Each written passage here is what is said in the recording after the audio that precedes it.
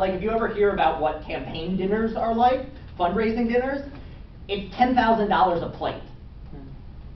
And why is it $10,000 a plate? It's a fancy way in which you say, I give you tons of money for your campaign, and now I get to meet important people. Very often, so if you look at like, and they're often out on like Martha's Vineyard and things like this. The average person cannot afford to donate $10,000 to a big campaign. But if you can get a donor to give you that, so the amazing thing about when Bernie Sanders ran his campaign was most of his donors were people donating like $20, $30. But in terms of how much effort it takes to get people to donate, to get the equivalent of $10,000 in $10 donations, you need 1,000 people to respond to you.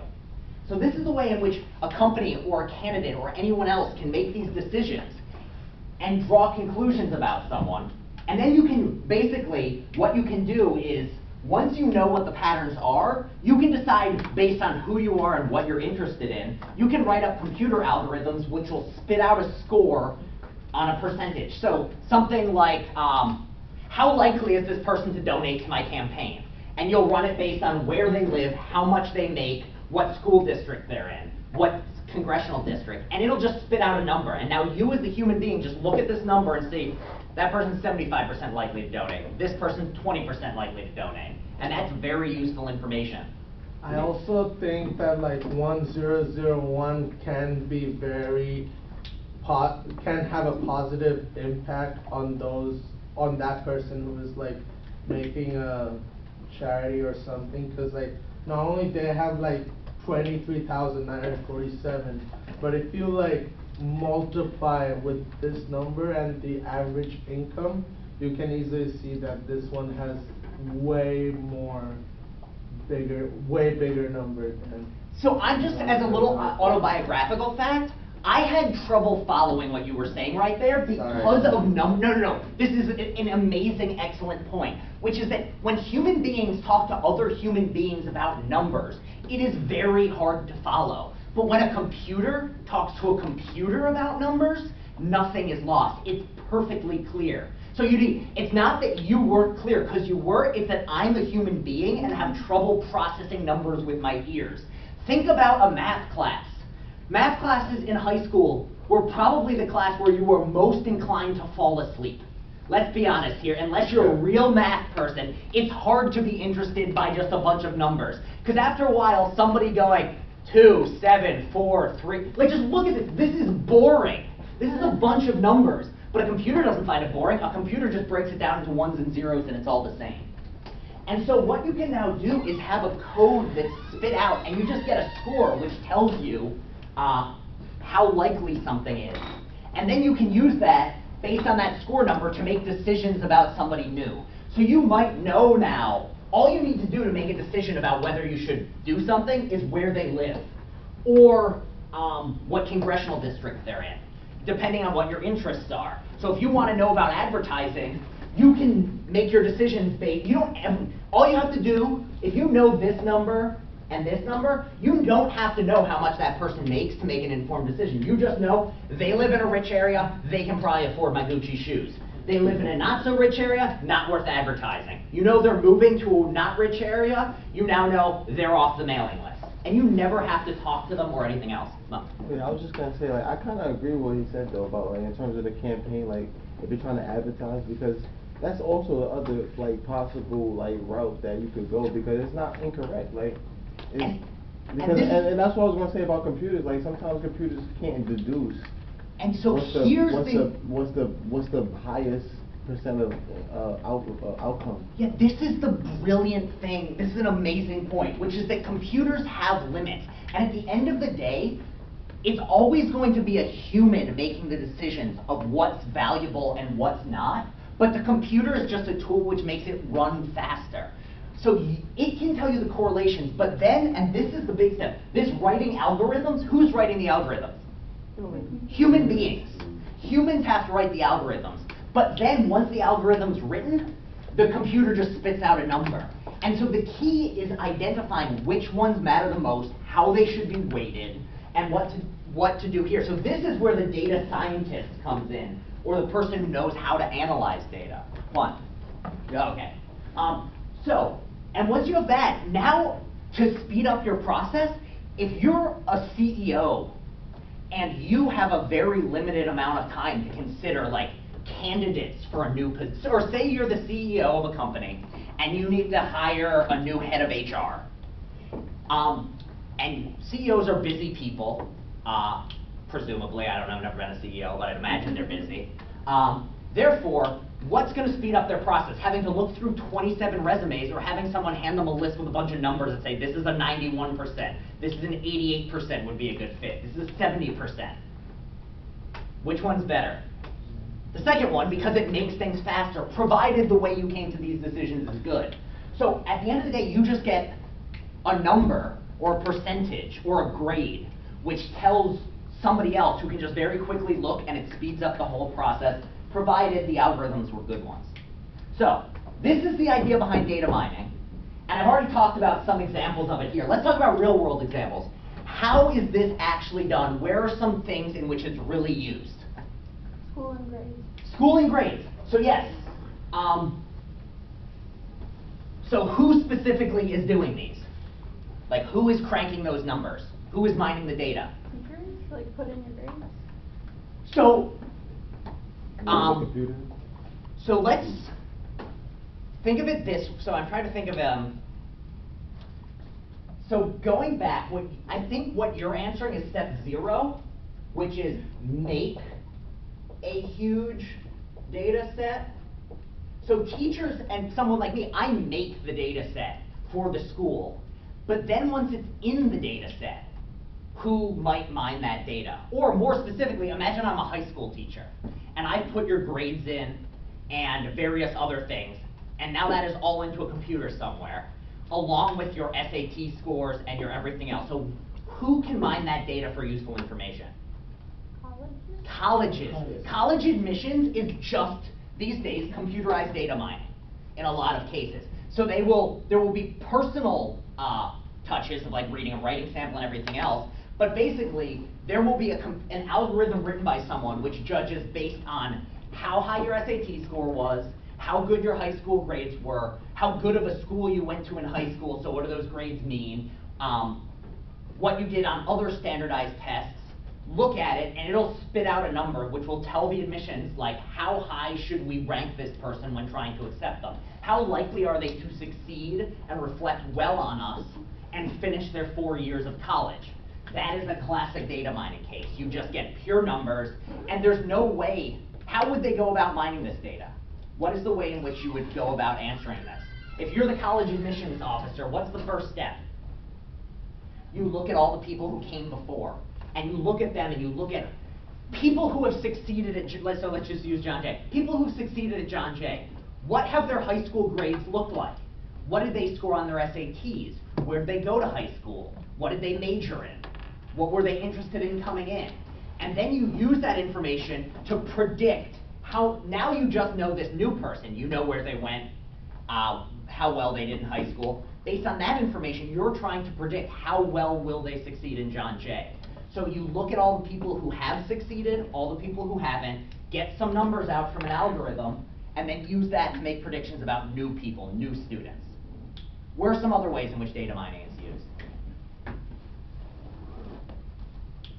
Like a program, like in software tool? Yeah, so what specifically about it though? So you'd be using the software tools to do it, but like, what exactly is the information you're getting out here? Because I think you're on the right track, I'm just trying to pull it out of you. Let's say like you put in the grades and your SAT scores. Mm-hmm. That program, which like converts into like percentile, this student, XYZ student is positioned in, will like tell you the percentile. Yeah, exactly. So that's on this like admissions. Any sort of way in which there's grading would do this. Yeah. So this is a school grading. Who else cares about how well you're doing? Company. The company you work for. They want to know whether you're doing your job well. So they're going to run things like how many sales have you made? How much time are you missing? How much, these sorts of numbers will play an important role in whether or not you stay at a company. They will have automated programs that are deciding these things. Another one? Mm-hmm. Yeah, well, maybe to their own, like put it maybe not to their own good, but sports. Sports is the best and clearest example of this because what does sports have in huge numbers? Data. Statistics is literally just terabytes and terabytes and whatever comes after terabytes and the ones after that of data. And so if you are running a sports team, what is your goal? To win a championship. To win a championship. And what's the best way to win a championship? Yeah, you get the best players and you make sure they work together well. Wins. Pardon? Most number of wins. Yeah, the way you win the championship is you get the most wins. But you can't just go up to a player and be like, I'll pay you $10 million a year for 10 wins. That's not how sports works. You have to find out who's going to be the best bet. And this is what so many teams, there are millions of dollars to be made by sports analytics, who just look at statistics and try to figure out who should we as a team hire to play for us. How much money should we give them such that we have money enough to pay for other players who can then compete and help our team win? So, the best way, so how many people have heard the phrase Moneyball before? Oh, yeah. Have people heard this term? What does it mean? Okay, so Moneyball was this idea. It was first developed by Billy Beane. The names aren't important. He's the general manager. So who's the general manager of a sports team? Anyone know what they're in charge of? Hiring the players and deciding how much money to give them. Yeah. So he was the general, or is still the general manager of the Oakland Athletics. Tell me things you know about the city of Oakland. It's dangerous. It's dangerous, it's poor, it's relatively small, it's less well known than its across the Bay brother San Francisco. You don't get a ton of wealthy people going to Oakland Athletics games. The team was relatively poor in comparison to other teams. I mean, we're still talking about people with hundreds of millions of dollars owning the team, but they could not spend the amount of money on players that the New York Yankees could. Because what about the New York Yankees? They're in the biggest city, they're hugely 25 popular, championships. they can spend as much as 10 times as much a year as the Oakland Athletics can on players. So what did Billy Beane do? He discovered, oh, you know what we need to do? We need to find players who will play as well as the Yankees guys, but we pay 10% as much to. And that's the whole idea behind Moneyball. You find guys who, by looking through huge data sets, you realize are going to give you skill or ability for less money than other people are paying them for. So here's some things in baseball. Baseball is a good one. Basketball is another one. Do we have any NBA fans here? NBA fan? NBA, yeah. So what's one trend in NBA statistics which has really changed over the past 10 years? The 3-pointers? Three-pointers. So what is a bigger number, 3 or 2? 3 is a bigger number. If you shoot threes, you score 1 more point than 2. Now because of this, it makes more sense to mathematically to shoot a lot more 3-pointers, even though generally you make your 3 is farther away than 2, so you're less likely to make 3s, but you don't have to make as many 3s as you make 2s for it to mathematically make sense. As long as you're making, say, if you make, say, 50% of your 3s and 60% of your 2s, over the long season, you're going to be getting more points shooting 3s. So what these people found was, looking at math statistics, players who no one thought of as good were suddenly very valuable because they were good at shooting 3s. And why was that valuable? Because someone ran an algorithm that said, oh, to win you need to score more points, and 3 is worth more than 2, so this guy who's not very good at anything else is suddenly very valuable because he can make 3 points instead of 2.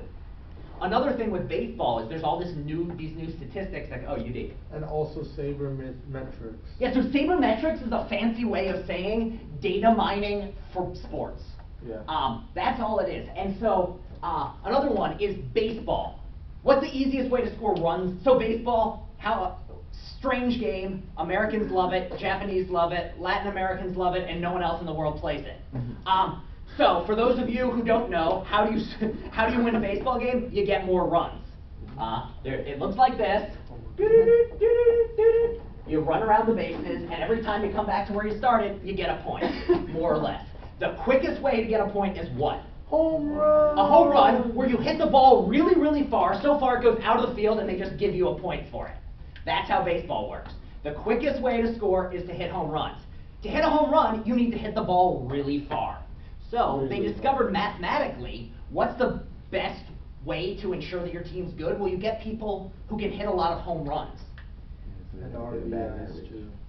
But yeah, so you want a guy who one of the ways, you want somebody who can hit it really far. But here's the thing, you're looking at a 19-year-old person who's never played in Major League Baseball before and looks a whole lot like a bunch of other 19-year-old people. You want to know, will this guy be good at hitting home runs? If you can identify them when they're 19, you can pay them a lot less money to give you the same amount of production as somebody. So if you're 30 years old in baseball and you're very good, you're making $10, $20 million a year. If you're 19, you're making $2 million a year. If you're a team who has a limited budget, that's a big help. So if you can find somebody who's 19 and really good, then you have a step up on everybody else. So how do they go about doing this? You can't look at what they did the year before. What are some ways in which teams are trying to figure this out? Anyone have any knowledge of any of these things? So here's what they discovered with new computers. How hard the ball comes off the bat, which is something which can now be measured with a laser gun, and what part of the, so baseball, you hold a stick, you swing it. As you swing it, you hit the ball and it goes flying. Which part, so a baseball bat is shaped basically like this. Depending on one, how hard the ball leaves the bat, and two, which part of the surface of the bat it hits when it comes off of it, is going to determine how many home runs you hit. It's very strongly correlated if you consider those two things together. So the harder you swing, and which part of the bat you hit it with, you can be pretty certain if a guy hits a certain record, like a certain bat speed, and it's coming off at a certain angle, he's going to succeed in the major leagues as a home run hitter. That's the way in which you can look, and so all you needed to do was look at guys in the past who are hitting tons of home runs, and you say, oh, they're hitting it hard, and they're hitting it at this angle. Then you look at 19-year-olds and you say, we now know that he's hitting it hard and he's hitting it at this angle. He's never been in the majors, but we can be pretty sure that he's going to be a good player. And that's what data mining is. You can look at things which nobody else would think would be valuable and come to conclusions which put you ahead of the curve. And sports is just, because it's huge data sets with tons of data which are publicly available, is one of the main areas that people look to. What are some others? Specifically, you work for the TSA. Imagine you're the head of the TSA. What is your job? TSA transports or blah, blah, blah, blah. To protect the security of the airport. Yeah, protect the security of the airport. So what do you want to make sure happens? Who do you want to let in? People with clean record. People? Basically, if you are the head of the TSA, you want to let anyone into the country who isn't going to cause a problem, and you want to keep out anyone who is. So, who might you want to keep out? Foreigners. So, one theory behind why we have border control is if you're not a member of a nation, you're more likely to try to do damage. But not every foreigner is doing damage, contrary to what our president says. Most people are not going to cause harm. But who might? Members of what group?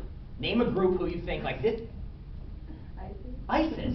Or any other sort of anti-American terrorist group. Now, what way would be really useful? Because here's the fact, not everyone who is a terrorist comes out of the womb as a terrorist. Everybody's going to at some point join a group. So at some point, everyone has a clean record. So what you want to be able to do is identify before someone ever commits any sort of terrorist act that they might commit a terrorist act. And that's the tough thing for TSA. And what's one thing that TSA might use as a tool to do this? Like juvenile. So yeah, so you're going to look at juvenile records, but most of the time these people who are coming into America are from a foreign country, because that's just the way geopolitics works, which means that you're not necessarily going to have access to all of their juvenile records. So what else might you want to do? Like a social media, if they have a profile of the social media. Yeah, basically, you're just going to want to get everything you can on a person, and then mine the data and see what patterns come out. So what they found were, based on sorts of Facebook posts and Facebook likes and what groups you followed had certain sorts of correlations with whether you were likely to be somebody who had joined a terrorist organization that might mean, like, intend harm on the United States. And based on this, you get a number spit out such that when you enter the airport, TSA will pull you aside and interview you. And if you do not answer their questions in an appropriate way, they will use that information to say you are not allowed into the United States. So this is another way in which anti-terrorist groups, police organizations, here's another one. You know that there's a mafia presence somewhere, but you don't know who's in the mafia or not. Well, one thing you can do is see who you know who is in the mafia, run algorithms over their data, and get a number of how likely is this person to be in the mafia. And so these are the sorts of ways in which data mining is used to get information. Why would you want, if you're, so everyone on board with what it is? Well, and it's a fascinating thing which is fundamentally different than anything that could be done before computers because of the speed and the amount of data you can look at. So because of this, why would you want to data mine? What are the advantages of it over, you know, asking people or any other way of gaining data about someone? Why is data mining taking off? It seems like it isolates kind of like like it literally shows you the correlations, and it gets rid of the like useless information. Yeah, so here's one thing that it can do is it makes it much faster to do things. Looking over a data set with the human eye takes a long time. You run a data mining operation over it, it's over very quickly. Also, if you have a data set and you know how to program, you can run a data mining operation on it. It is incredibly cheap so long as you have a computer. With a computer, if you ever read like baseball writers and things like that, many of the baseball breakthroughs were guys who were bored in their basements, who just who's Nate Silver? People know this name? You'll hear him again come 2020. He's a guy, he now works, I guess he's still with 538. Basically, he was a guy who now is in charge. He's the one who does all these predictions of who's going to win elections and et cetera.